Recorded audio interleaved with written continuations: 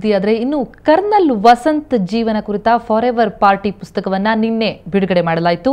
ವಸಂತ್ ಅವರ ಪತ್ನಿ ಸುಭಾಷಿಣಿ ವಸಂತ್ ರಚಿಸಿರುವಂತಹ ಈ ಪುಸ್ತಕವನ್ನ ಲೋಕಾಯುಕ್ತ ನ್ಯಾಯಮೂರ್ತಿ ಸಂತೋಷ್ ಹೆಗಡೆ ಲೋಕಾರ್ಪಣೆ ಮಾಡಿದರು. ಫಾರೆವರ್ ಪಾರ್ಟಿ ಕರ್ನಲ್ ವಸಂತ್ ಅವರ ಜೀವನದ ಕುರಿತು ಪತ್ನಿ ಸುಭಾಷಿಣಿ ಬರೆದಿರೋ ಪುಸ್ತಕವಿದು.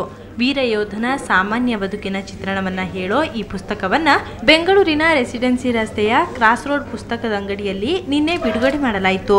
ಅರುಣಾಚಲ ಪ್ರದೇಶದ ರಾಜ್ಯಪಾಲ ಜೆ ಸಿಂಗ್ ಮತ್ತು ನ್ಯಾಯಮೂರ್ತಿ ಸಂತೋಷ್ ಹೆಗಡೆ ಪುಸ್ತಕ ಬಿಡುಗಡೆ ಮಾಡಿದ್ರು.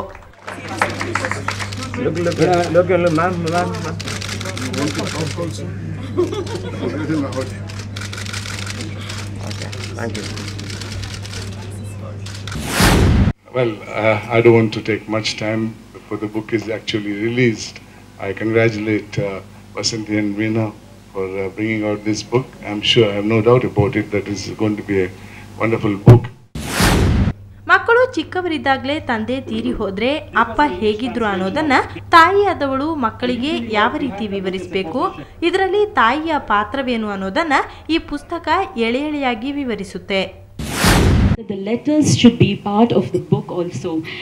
To just say a few words from what the letter was, he said, Shubha, I know, I'm sorry that this marriage has been, the separation in our marriage has been very painful on you. Colonel ವಸಂತ್ರ ಹಾಸ್ಯ ಪ್ರವೃತ್ತಿ, ಸಮಾಜದ ಬಗೆಗಿನ ಕಳಕಳಿ, ಅವರೊಳಗಿದ್ದ ಒಬ್ಬ ಜನಸಾಮಾನ್ಯನ ಮನಸ್ಸು, ಹೀಗೆ ಹಲವು ವಿಷಯಗಳ ಬಗ್ಗೆ ಬೆಳಕು ಚೆಲ್ಲುತ್ತೆ ಪುಸ್ತಕ. ಅವರು ತಮಗೆ ಬರೆದಿದ್ದ ಕೆಲವು ಪತ್ರಗಳು, ಅಪರೂಪದ ಫೋಟೋಗಳನ್ನ ಕೂಡ ಸುಭಾಷಿಣಿಯವರು ಇದರಲ್ಲಿ ಸೇರಿಸಿದ್ದಾರೆ.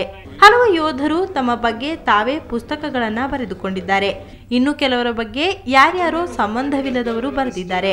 ಆದರೆ ಒಬ್ಬ ಸೈನ್ಯಾಧಿಕಾರಿ ತನ್ನ ಪತ್ನಿಯ ಕಣ್ಣಿಗೆ ಹೇಗೆ ಕಾಣಿಸ್ತಾನೆ ಅನ್ನೋದನ್ನ ಮನ ಮುಟ್ಟುವಂತೆ ವಿವರಿಸುತ್ತೆ ಫಾರೆವರ್ ಪಾರ್ಟಿ.